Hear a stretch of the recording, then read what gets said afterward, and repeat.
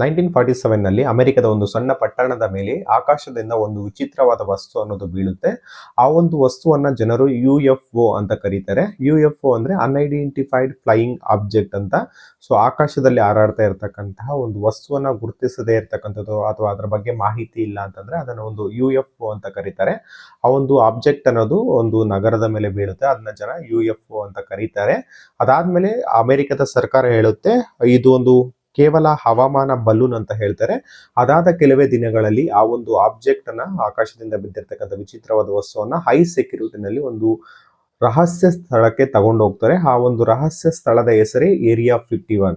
ಇಷ್ಟಕ್ಕೂ ಆ ಏರಿಯಾ 51 ನಲ್ಲಿ ಏನಕ್ಕೆ ಎಲ್ರಿಗೂ ಪ್ರವೇಶ ಅನ್ನೋದು ನಿರ್ಬಂಧಿಸಲಾಗಿದೆ, ಏನೆಲ್ಲ ಅಧ್ಯಯನಗಳಲ್ಲಿ ಆಗ್ತವೆ, ನಿಜವಾಗ್ಲೂ ಏಲಿಯನ್ಸ್ ಅಲ್ಲಿ ಇದಾರ, ಅವ್ರ ಬಗ್ಗೆ ಅಧ್ಯಯನ ನಡೆಸಲಾಗ್ತಾ ಇದೆಯಾ, ಅಂಡ್ ಮತ್ತೊಂದು ಮೂಮೆಂಟ್ ಏನ್ ನಡೀತು ಅಲ್ಲಿ ಸ್ಟಾರ್ಮ್ ಏರಿಯಾ 51 ಘಟನೆ ಏನಾಯ್ತು, ಅದ್ರ ಬಗ್ಗೆ ಏನು ವಿಚಾರಗಳು ಅನ್ನೋದ್ರ ಬಗ್ಗೆ ಈ ಒಂದು ವಿಡಿಯೋದಲ್ಲಿ ಕಂಪ್ಲೀಟ್ ಆಗಿ ತಿಳಿಸೋ ಪ್ರಯತ್ನವನ್ನು ಮಾಡ್ತೀನಿ. ಅದಕ್ಕೋಸ್ಕರ ವಿಡಿಯೋನ ಕೊನೆ ತನಕ ನೋಡಿ ಅಂತ ರಿಕ್ವೆಸ್ಟ್ ಮಾಡ್ಕೊಳ್ತಾ, if in case first time ನೀವು ಕ್ರಿಯೇಟಿವ್ ಕೋದಂಡ ಯೂಟ್ಯೂಬ್ ಚಾನಲ್ ನೋಡ್ತಾ ಇದ್ರೆ ಇನ್ನೂ ಸಬ್ಸ್ಕ್ರೈಬ್ ಮಾಡ್ಕೊಂಡಿಲ್ಲ ಅಂತ ದಯವಿಟ್ಟು ಸಬ್ಸ್ಕ್ರೈಬ್ ಮಾಡ್ಕೊಳ್ಳಿ. ಇಫ್ ಇನ್ ಕೇಸ್ ಇನ್ಸ್ಟಾಗ್ರಾಮ್ ಅಲ್ಲಿ ನೋಡ್ತಾ ಇದೆ ಅಂದ್ರೆ ಪೇಜ್ ನ ಫಾಲೋ ಮಾಡ್ಕೊಳ್ಳಿ. ಬನ್ನಿ ವಿಡಿಯೋನ ಸ್ಟಾರ್ಟ್ ಮಾಡೋಣ. ಇಷ್ಟಕ್ಕೂ ಈ ಏರಿಯಾ 51 ಈ ಒಂದು ಸ್ಥಳ ಎಲ್ಲಿದೆ ಅಂತ ನಾವು ನೋಡೋದಾದ್ರೆ ಅಮೆರಿಕದ ಒಂದು ನವೇಡಾ ರಾಜ್ಯದ ಮರಳು ಪ್ರದೇಶದಲ್ಲಿ ಈ ಒಂದು ಸ್ಥಳ ಅನ್ನೋದು ಇದೆ. ಇದನ್ನ ಗ್ರೂಮ್ ಲೇಕ್ ಎಂಬ ಸಣ್ಣ ಸರೋವರದ ಪಕ್ಕದಲ್ಲಿ ಇದನ್ನ ನಿರ್ಮಿಸಿದ್ದಾರೆ ಅಂತಾನೆ ಹೇಳ್ಬೋದು. ಈ ಒಂದು ಪ್ರದೇಶಕ್ಕೆ ಜನಸಾಮಾನ್ಯರಿಗೆ ಒಂದು ಪ್ರವೇಶ ಅನ್ನೋದು ಇರೋದಿಲ್ಲ. ಇದು ಹೈಲಿ ರಿಸ್ಟ್ರಿಕ್ಟೆಡ್ ಏರಿಯಾ ಆಗಿರ್ತದೆ. ಅಂಡ್ ಗೇಟ್ ಬಳಿ ನೋ ಟ್ರೆಸ್ಪಾಸಿಂಗ್ ಅಂತ ಬೋರ್ಡ್ ಮಾತ್ರ ಅಲ್ಲ, ಆರ್ಮ್ಡ್ ಗಾರ್ಡ್ಸ್ ಮತ್ತೆ ಸರ್ವೈಲೆನ್ಸ್ ಕ್ಯಾಮ್ರಾಸ್ ಮತ್ತೆ ಮೋಷನ್ ಸೆನ್ಸರ್ಗಳಿರ್ತದೆ. ಅದಲ್ಲದೆ ಸೈನಿಕರು ಕೂಡ ಅಲ್ಲಿ ಕಾಯ್ತಾ ಇರ್ತಾರೆ ಎನಿ ಟೈಮ್ ಅಂತಾನೆ ಹೇಳ್ಬೋದು.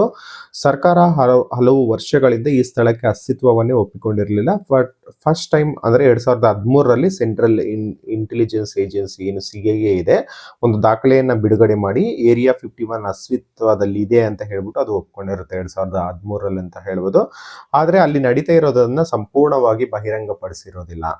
ಇಷ್ಟಕ್ಕೂ ಈ ರಹಸ್ಯ ವಿಮಾನಗಳ ಪರೀಕ್ಷಾ ಕೇಂದ್ರ ಅಂತ ಏನು ಅಧಿಕೃತವಾಗಿ ಹೇಳಿದ್ರೆ ಇಷ್ಟಕ್ಕೂ ಅಲ್ಲಿ ಏನ್ ನಡೀತಾ ಇರುತ್ತೆ ಅಂತ ನಾವು ನೋಡೋದಾದ್ರೆ 1950ರ ಈ ಒಂದು ಇಸ್ವಿ ಏನಿದೆ ಆ ಒಂದು ಕಾಲಘಟ್ಟದಲ್ಲಿ, ಆ ಒಂದು ದಶಕದಲ್ಲಿ ಕೋಲ್ಡ್ ವಾರ್ ಅನ್ನೋದು ಸಂಭವಿಸಿರ್ತದೆ. ಕೋಲ್ಡ್ ವಾರ್ ಅನ್ನೋದು ಇನ್ನು ಶೀತಲ ಸಮರ ಅಂತ ನಾವು ಕನ್ನಡದಲ್ಲಿ ಏನ್ ಕರಿತೀವಿ, ಸೋವಿಯತ್ ಯೂನಿಯನ್ ಮತ್ತೆ ಅಮೆರಿಕದ ಮಧ್ಯೆ ಈ ಒಂದು ಕೋಲ್ಡ್ ವಾರ್ ನಡೀತಾ ಇರುತ್ತೆ ಸುಮಾರು ದಶಕಗಳ ಕಾಲ. ಸೊ ಆ ಒಂದು ಸಂದರ್ಭದಲ್ಲಿ ಈ ಎರಡು ದೇಶಗಳ ನಡುವೆ ಭಾರಿ ಗುಪ್ತಚರ ಯುದ್ಧ ನಡೀತಾನೆ ಇರ್ತದೆ. ಈ ಒಂದು ಸಮಯದಲ್ಲಿ ಅಮೆರಿಕ ಇಲ್ಲಿ ಒಂದು ಯುದ್ಧ ವಿಮಾನಗಳನ್ನ ಅಭಿವೃದ್ಧಿ ಪಡಿಸಿತು ಅಂತಾನೆ ಹೇಳ್ತಾರೆ.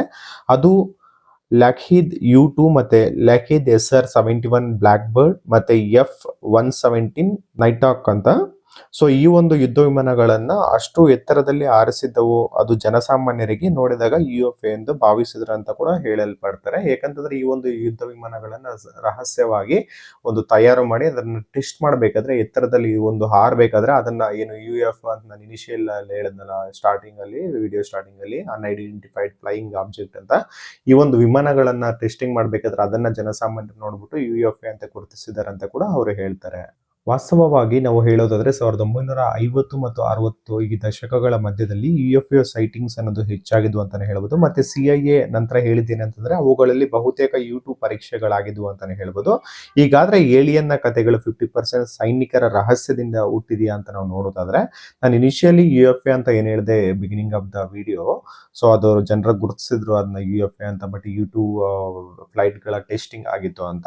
1947ರಲ್ಲಿ ರೋಸ್ವೆಲ್ ಅದೇನು ನ್ಯೂ ಮೆಕ್ಸಿಕೋದಲ್ಲಿರ್ತಕ್ಕಂಥ ಒಂದು ಜಾಗದಲ್ಲಿ ಒಂದು ವಿಚಿತ್ರವಾದ ಕ್ಲಾಶ್ ಅನ್ನೋದು ಆಗುತ್ತೆ. ಅದನ್ನ ಮೊದಲು ಸೇನೆ ಹೇಳುತ್ತೆ ಫ್ಲೈಯಿಂಗ್ ಡಿಸ್ಕ್ ಅನ್ನ ರಿಕವರಿ ಮಾಡಿದೀವಿ ಅಂತ. ಅದಾದ್ಮೇಲೆ ಕೆಲವು ದಿನಗಳ ನಂತರ ಹೇಳುತ್ತೆ ಇದೊಂದು ವೆದರ್ ಬಲೂನ್ ಅಂತ ಹೇಳ್ಬಿಟ್ಟು. ಸೊ ಇಲ್ಲಿ ಕಾನ್ಫರೆನ್ಸಿ ತತ್ವಗಳು ಹೇಳೋ ತರ ಒಂದು UFO ಅವಶೇಷಗಳನ್ನ ಏರಿಯಾ 51ಗೆ ತಗೊಂಡು ಹೋಗಿದ್ದಾರೆ ಅಂತ ಹೇಳ್ಬಿಟ್ಟು ಇಲ್ಲಿಂದನೇ ಎಲ್ರಿಗೂ ಡೌಟ್ ಅನ್ನೋದು ಸ್ಟಾರ್ಟ್ ಆಗಿದ್ದು. ಫಸ್ಟ್ ಸೇನೆ ಹೇಳುತ್ತೆ ನಾವು ಫ್ಲೈಯಿಂಗ್ ಡಿಸ್ಕ್ ಅನ್ನ ರಿಕವರಿ ಮಾಡಿದೀವಿ ಅಂತ, ಅದಾದ ನಂತರ ಹೇಳ್ತಾರೆ ನಾವು ಅದು ಒಂದು ವೆದರ್ ಬಲೂನ್ ಅಂತ ಹೇಳ್ಬಿಟ್ಟು. ಆವಾಗ ಎಲ್ರಿಗೂ ಡೌಟ್ ಅನ್ನೋದು ಕಾಡ್ಲಿಕ್ಕೆ ಶುರು ಆಗುತ್ತೆ. ಇನ್ನು ಕೆಲವು ಮಾಜಿ ಉದ್ಯೋಗಿಗಳು ಹೇಳೋದ್ರ ಪ್ರಕಾರ ನಾವು ನೋಡೋದಾದ್ರೆ ಅಲ್ಲಿ ಒಂದು ರಿವರ್ಸ್ ಇಂಜಿನಿಯರಿಂಗ್ ಅನ್ನೋದು ನಡೀತಾ ಇದೆ. ಅಂದ್ರೆ ಏಲಿಯನ್ಗಳ ತಂತ್ರಜ್ಞಾನವನ್ನ ಅಧ್ಯಯನ ಮಾಡ್ತಾ ಇದ್ದಾರೆ ಅಂತ ಹೇಳ್ತಾರೆ. ಬಟ್ ಅದ್ರ ಬಗ್ಗೆ ಯಾವುದೇ ರೀತಿಯಾದ ಅಧಿಕೃತ ಒಂದು ಸಾಕ್ಷಿಗಳಾಗಿರ್ಬೋದು ಅಥವಾ ಸ್ಟೇಟ್ಮೆಂಟ್ಗಳಾಗಿರೋ ಸಾಕ್ಷಿಗಳು ಯಾವುದು ಇದುವರೆಗೆ ನಮಗೆ ಸಿಕ್ಕಿಲ್ಲ ಅಂತಾನೆ ಹೇಳ್ಬೋದು. ಬಟ್ ವಿಜ್ಞಾನಿಗಳು ಹೇಳೋದು ಏಲಿಯನ್ಗಳ ಜೀವನ ಪತ್ತೆ ಇದುವರೆಗೆ ಒಂದು ಅಧಿಕೃತ ಆಗಿಲ್ಲ. ಬಟ್ ಆದ್ರೆ ಸರ್ಕಾರ ಎಲ್ಲವನ್ನು ಹೇಳ್ತಾ ಇದೆ ಅಂದ್ರೆ ಅದು ಒಂದು ಡೌಟ್ಫುಲ್ ಆಗಿದೆ. ಮತ್ತೊಂದು ವಿಚಾರ ಏನಪ್ಪಾ ಅಂತಂದ್ರೆ ರಾಷ್ಟ್ರೀಯ ಭದ್ರತೆ ಹೆಸರಿನಲ್ಲಿ ಏನನ್ನೋ ಒಂದು ಮರಿಮಾಚುತ್ತಿದೆ ಅನ್ನೋದು ಕೂಡ ನಮಗೆ ಮೇಲ್ನೋಟಕ್ಕೆ ಸ್ಪಷ್ಟ ಆಗುತ್ತೆ ಅಂತಾನೆ ಹೇಳ್ಬೋದು. 2019ರಲ್ಲಿ ಒಂದು ಈವೆಂಟ್ ಅನ್ನೋದು ಫೇಸ್ಬುಕ್ ನಲ್ಲಿ ವೈರಲ್ ಆಗುತ್ತೆ. ಇಷ್ಟು ಈವೆಂಟ್ ಏನು ಅಂತಂದ್ರೆ ಸ್ಟಾರ್ಮ್ ಏರಿಯಾ 51 ಅಂತ ಹೇಳ್ಬಿಟ್ಟು, storm area 51 they can't stop all of us ಅಂತ ಹೇಳ್ಬಿಟ್ಟು ಒಂದು ಈವೆಂಟ್ ಸ್ಟಾರ್ಟ್ ಆಗುತ್ತೆ. ಅದನ್ನ ಆರಂಭಿಸಿದವರು ಮ್ಯಾಟಿ ರಾಬರ್ಟ್ಸ್ ಅಂತ ಹೇಳ್ಬಿಟ್ಟು, ಲಕ್ಷಾಂತರ ಜನರು ನಾವು ಹೋಗಿ ಸತ್ಯವನ್ನ ತಿಳಿಯೋಣ ಅಂತ ಹೇಳಿರ್ತಾರೆ.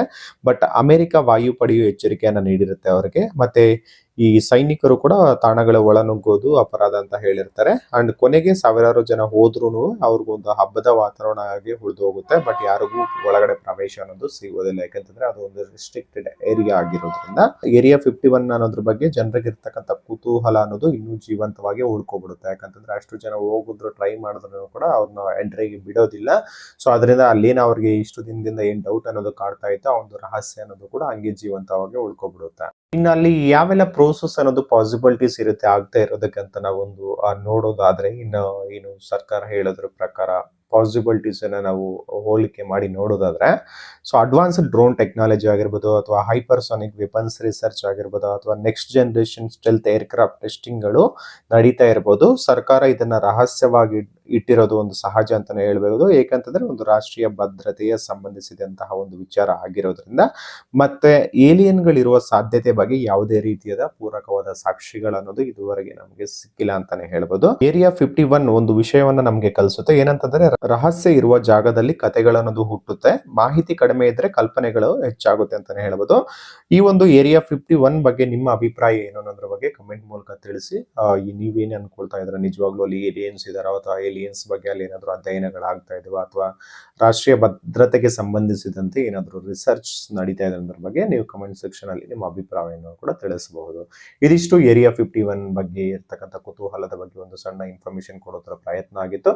ಈ ವಿಡಿಯೋ ನಿಮ್ಗೆ ಏನಾದ್ರು ಇಷ್ಟ ಆಗಿದ್ರೆ ವಿಡಿಯೋಗೆ ಒಂದು ಲೈಕ್ ಮಾಡಿ, ನಿಮ್ಮ ಸ್ನೇಹಿತರಿಗೆ ಶೇರ್ ಮಾಡಿ. ಇಂತಹ ಮತ್ತಷ್ಟು ಇಂಟ್ರೆಸ್ಟಿಂಗ್ ವಿಚಾರಗಳಿಗೋಸ್ಕರ ಕ್ರಿಯೇಟಿವ್ ಕೋದಂಡ ಯೂಟ್ಯೂಬ್ ಚಾನಲ್ಗೆ ಸಬ್ಸ್ಕ್ರೈಬ್ ಮಾಡ್ಕೊಳ್ಳಿ. ಧನ್ಯವಾದಗಳು ಸ್ನೇಹಿತರೆ.